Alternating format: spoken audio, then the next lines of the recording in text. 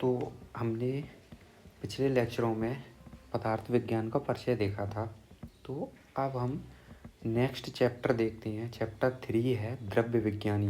दर्शन chapter है, उसको हम बाद में देखेंगे क्योंकि वो इन्हीं चीज़ों से मिलके बना है, तो यही चीज़ें उसमें पढ़ने को मिलेंगी। तो पहले हम इन चीज़ों को पढ़ लेते हैं। जैसे जैसे मैंने इन नोट्सों में लिखा है उसी तरीके से आप अगर एग्ज़ाम में लिखते हैं तो आपको अच्छी मार्किंग होती है। तो चलिए स्टार्ट करते हैं।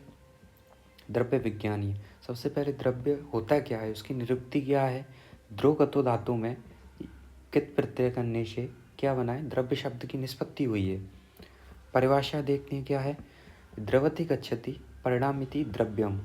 जैसे लिक्विड है, कोई भी वाटर मान लो, वाटर है, अगर उसको ज़मीन पर या फिर फ्लोर पर फैलाएंगे तो वो क्या करेगा, कोई भी मूवमेंट करने लगेगा, है ना। तो मूवमेंट करते हुए कहीं वो एक जगह पे जाकर रुक जाएगा जहाँ उसे रुकना होगा, है ना। तो वो एक जगह पे जाकर रुक गया तो क्या हुआ, एक रिजल्ट आया, परिणाम आया, ठीक है। उसको क्या कह दिया, द्रव्य, ठीक है। जो परिणाम को प्राप्त हो या फिर जो गतिशील हो वो क्या होता है, द्रव्य होता है। अब द्रव्य के लक्षण देखें। लक्षण क्या है, क्रिया गुणवत्त समवायी कारणमिति द्रव्य लक्षणम। क्रिया और गुण का जो समवायी कारण होता है वो क्या होता है, द्रव्य होता है। द्रव्य के वो लक्षण है या द्रव्य कहलाता है। समवाय का मतलब होता है अनब्रेकेबल, मतलब समवाय ऐसा संबंध होता है जिसको अलग नहीं किया जा सकता। अलग करने पर उसकी कोई भी सत्ता नहीं बचती, एक्सिस्टेंस नहीं करता है वो, ठीक है। अब वर्गीकरण देखें।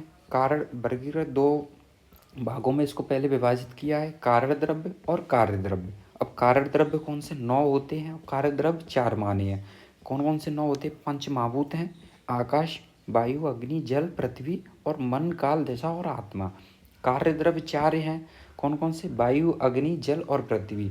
अब इसमें आकाश नहीं है, ऐसे याद रखना। कार्य द्रव्य 4 है, आकाश नहीं है। तो आकाश का क्या हुआ कि यहाँ पे कोई मन नहीं लगा उसका, तो वो दिशा से मन लगाने के लिए दिशा के पास आ गया, यहाँ पंच महाभूतों में आकाश आ गया।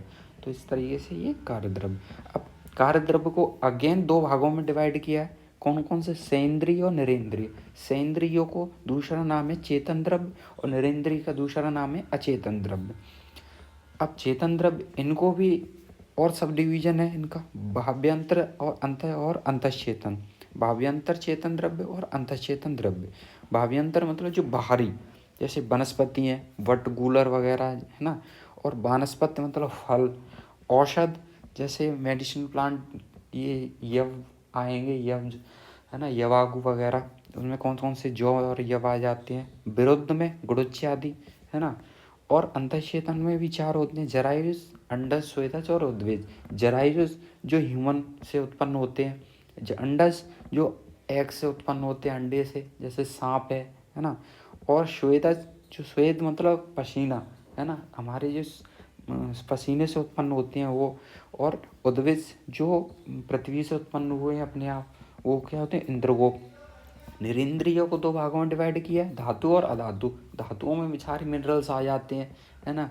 अधातु में नॉन मिनरल्स, है ना, ठीक है। धातु कौन कौन से, जैसे ये जिंक वगैरह, है ना, गोल्ड है, सिल्वर है, ये सारी क्या धातु हैं। अब द्रव्यों की संख्या। द्रव्यों की संख्या आचार्य ने 9 मानी है, चरक ने। कौन कौन से, खादिन्य, आत्मा, मन, कालो दिशस्य, द्रव्य संग्रह। मतलब खादिन्य, खा मतलब खाली जगह। खाली जगह कहाँ होती है, आकाश में, है ना। आकाश में खाली जगह पाई जाती है ना, एम्प्टी होता है, तो इसलिए खादिन्य मान लिया उसने श्लोक के। तो आकाश, अन्य, आदि, अन्य, ठीक है। आकाश पंचमहाभूत हो गए, आत्मा, मन, काल और दिशा, ये 9 होते हैं। अब इनको हम एक एक करके लेक्चर वाइज पढ़ते जाएंगे। ये था जनरल इंट्रोडक्शन। अगर कोई भी महाभूत या फिर इन 9 में से कुछ भी पूछ ले रहा है ना, तो इतना कॉमन है, इतना तो हमें लिख के आना ही आना है। तो इसलिए थैंक यू। नेक्स्ट लेक्चर में हम आकाश महाभूत को पढ़ेंगे।